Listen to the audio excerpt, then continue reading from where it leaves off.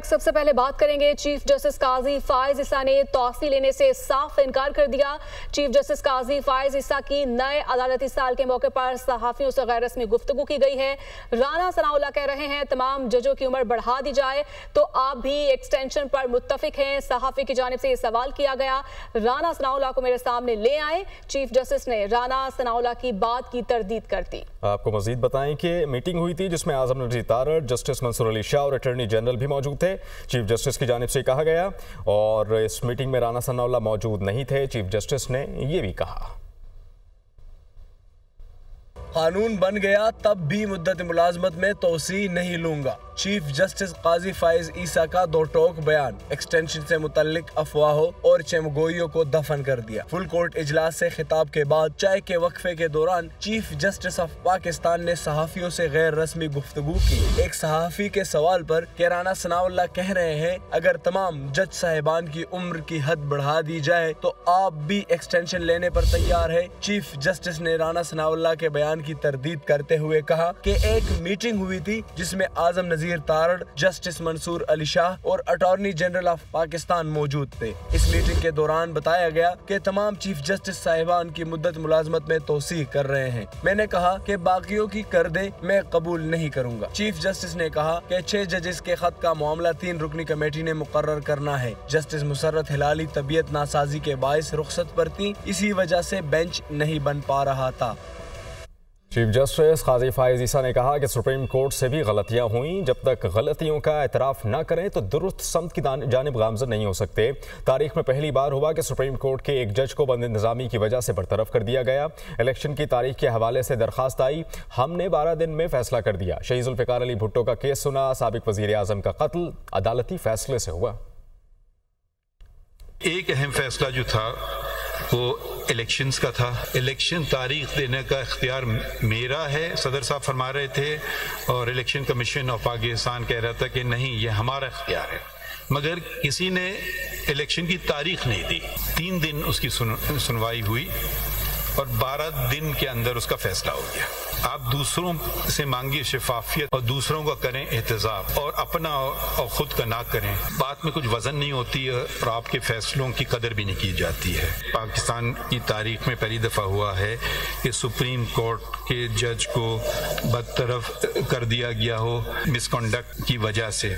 हमेशा दुआ गो रहता हूँ कि अल्लाह ताला मुझसे गलती ना होने दें, मगर फिर भी गलतियाँ होती हैं और इस अदालत ने भी गलतियाँ की हैं, और जब तक हम इसका एतराफ़ नहीं करें तो दुरुस्त सिमत की तरफ हम गामजन नहीं हो सकते हैं। एक बहुत मशहूर केस जुल्फ़िकार अली भुट्टो का प्री प्रेसिडेंशियल रेफरेंस चलाया गया।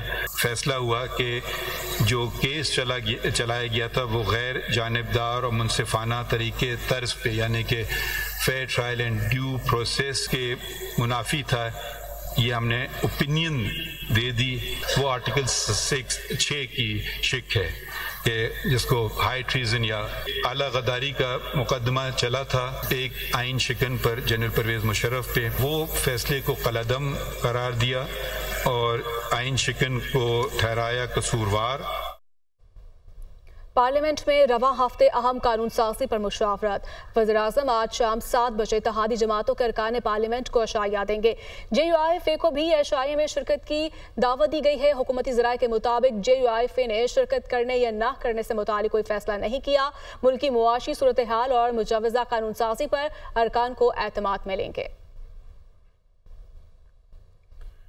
कौमी असम्बली का इजलास आज शाम 5 बजे पार्लियामेंट हाउस में होगा। 8 निकाती एजेंडा जारी कर दिया गया। इजलास में नेशनल यूनिवर्सिटी ऑफ टेक्नोलॉजी तरमीमी बिल पर कानून साजी होगी। इसके अलावा हैदराबाद एयरपोर्ट की कमर्शियल परवाज़ों के लिए बंदिश पर तवज्जो दिलाओ नोटिस भी एजेंडे का हिस्सा है। सेनेट का इजलास भी आज शेड्यूल है। यूसुफ रज़ा गिलानी सदारत करेंगे। इजलास में मामूल की कार्रवाई समेत अहम कानून साजी ज़ेर गौर आएगी। वफाकी वज़ीर इत्तलात अता तारर ने कहा कि अली अमीन गंडापुर दहशत गर्दों से डर कर भागते हैं और स्टेज पर खड़े होकर खातून को ललकारते हैं। दहशत गर्दों की आंखों में आंखें डालकर बात करने की जरूरत नहीं। माँ बहन बेटी की इज्जत करना खैबर पख्तूनख्वा की रिवायत है। अंदर से खोखला इंसान ही धमकियां देता है। लाहौर आए, हम इंतजार करेंगे, देखते हैं अटक पुल कैसे पार करते हैं। आपकी मुनाफकत की सियासत खत्म ही नहीं होती। अमीर मुकाम ने कहा, खैबर पख्तूनख्वा में रिश्वत को कानूनी शक्ल दी गई। जलसे के लिए सरकारी वसाइल इस्तेमाल हुए, ये मुल्क के लिए नासूर है। अदालत बुलाएं तो कहते हैं बीमार हूं, जलसे के लिए ठीक हो जाते हैं। वो इस्लामाबाद में न्यूज कॉन्फ्रेंस कर रहे थे।